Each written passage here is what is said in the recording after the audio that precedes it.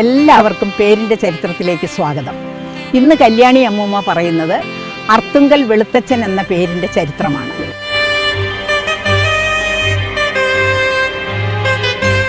AD 1581 പോർച്ചുഗീസുകാരിവിടെ തടി കൊണ്ടും തെങ്ങോല കൊണ്ടും ഒരു പള്ളി പണിതു. 1584 ഇറ്റലിയിൽ നിന്നെത്തിയ ജോക്കോമോ ഫെനിഷ്യോ പള്ളിയുടെ വികാരിയായി.